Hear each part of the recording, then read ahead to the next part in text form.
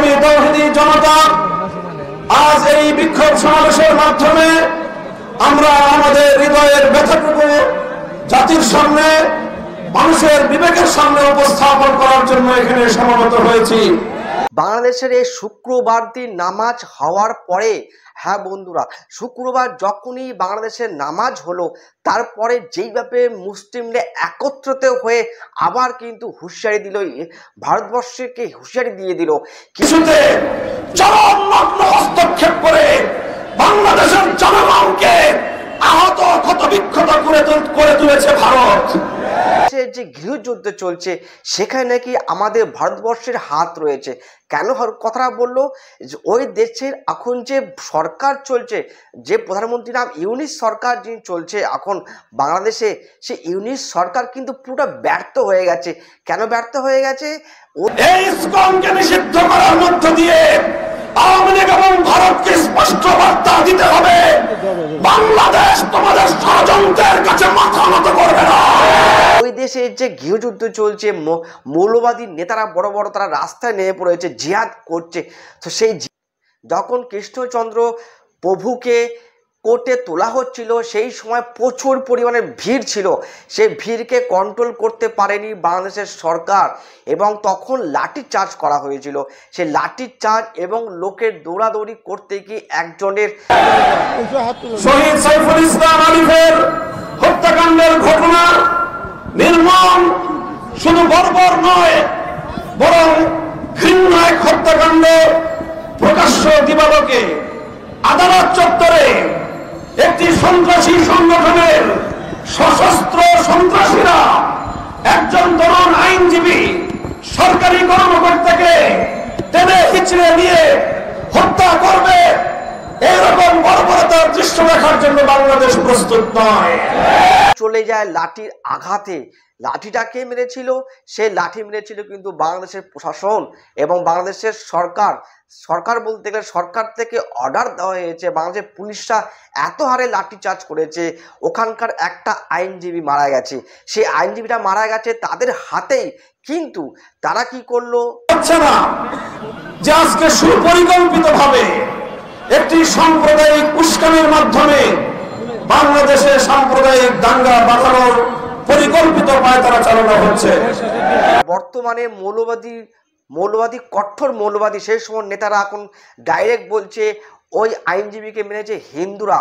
ISKCON থেকে নাকি সে ইসকনের লোকেরা নাকি সেই লোকটাকে, সে আইনজীবীকে নাকি পিটিয়ে মেরে দিয়েছে। এটা কিন্তু পুরোটাই মিথ্যে কথা। হুজুর, এই বাংলাদেশের হুজুর কিন্তু সেটাই বলার চেষ্টা করলো। উনি বারবার মিথ্যা কথাটা আপনাদের আবার শোনায়। শহীদ আলিফ হত্যাকাণ্ডের জন্য ইসকনের স্পষ্ট মদতদাতা খুনি শেখ হাসিনাকে আসামি করে তার দেশবান্ধবদের বিরুদ্ধে তাদের বাংলাদেশ ভালো রয়েছে, ভালো হোক, তাদের গ্রো হোক, আমরা এটাই তো চাই। কিন্তু সেখানে দাঁড়িয়ে আপনারা মিথ্যে অপবাদ দিয়ে হিন্দুদেরকে বাংলাদেশকে তাড়াচ্ছেন, এটা কিন্তু মেনে নিতে পারছি না। আমাদের ভারতবর্ষ মানতেই পারছে না। আমাদের ভারতবর্ষ বারবার বলে এসেছে শান্তিপ্রিয় দেশ, ওর জন্য হয়তো আপনাদের মতো লোক এই সমস্ত কুকথা বলে পার পেয়ে যাচ্ছে। কিন্তু মনে রাখবেন, ধৈর্যের কিন্তু একটা সীমা আছে। সেই সীমা অবধি আপনারা করবেন। ধৈর্য পেরিয়ে গেলে কিন্তু আর আমাদের দেশে যে মিসাইল আছে না, সেই মিসাইলটা কিন্তু আপনাদের বাংলাদেশের দিকে একবার তাক করলে কিন্তু আপনাদের প্যান্টে মুদ বেরিয়ে যাবে। এটা কিন্তু আপনাদের মাথায় রাখবেন। ভারতবর্ষকে হালকা নেবেন না আপনারা।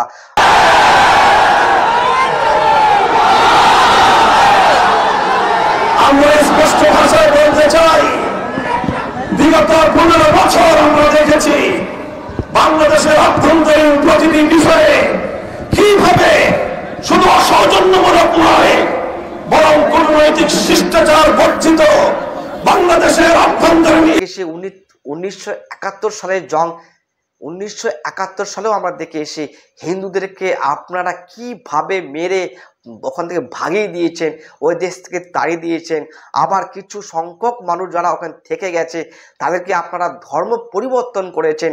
প্রতিটা দিন একটা করে আপনারা মূর্তি ভেঙেছেন। আপনারা ওই দেশে যত ইস্কনের বড় বড় মন্দির আছে সেগুলো টুকরো টুকরো করে দিচ্ছেন, ভেঙে হিন্দু মন্দির ভেঙে দিচ্ছেন। বাংলা সন্ন্যাসী চিন্ময় কৃষ্ণ দাসের গ্রেপ্তারি প্রতিবাদে উত্তাল জামাত থেকে পুলিশ, হিন্দুদের ওপর সাঁড়াশি আক্রমণ।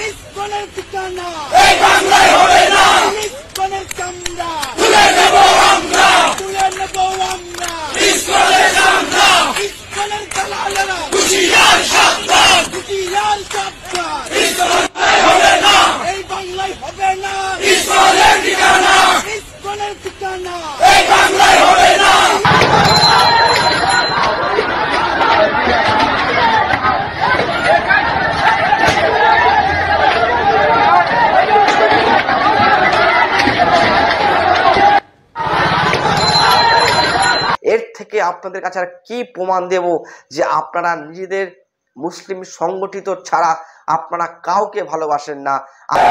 আমরা ভারত রাষ্ট্রের বাংলাদেশ নীতির তীব্র সমালোচনা করছি। ভারতকে আমরা স্পষ্ট বার্তা দিতে চাই, বাংলাদেশ নীতি পরিবর্তন করো। তোমরা বাংলাদেশ নীতি পরিবর্তন করো, অন্যথায় বাংলার 20 কোটি মানুষ তোমাদের বিরুদ্ধে রাজপথে নামবে। বাংলাদেশ থেকে ভারতের কূটনৈতিক সম্পর্ক ছিন্ন করার জন্য দেশের মানুষ বাধ্য হবে। আমরা স্পষ্ট ভাষায় বলতে চাই, আইন শৃঙ্খলা রক্ষাকারী বাহিনীকে আমরা বলতে চাই, চিন্ময় কৃষ্ণ দাস তার তৎপরতার দ্বারা কথা দিবালোকের পরিষ্কার, সে ভিনদেশী গুপ্তচর হিসেবে ভূমিকা পালন করছিল। বারবার সে তার সেই প্রভুর দেশে গিয়ে সেখান থেকে নির্দেশনা নিয়ে এসে বাংলাদেশের অভ্যন্তরে নৈরাজ্য সৃষ্টি করবার পায়তারা চালিয়েছে। দিনের পর দিন, মাসের পর মাস প্রশ্রয় আশ্রয় থেকে ভারত এবং আওয়ামী লীগের যৌথ প্রযোজনায় ইস্কন তৈরি করা হয়েছে।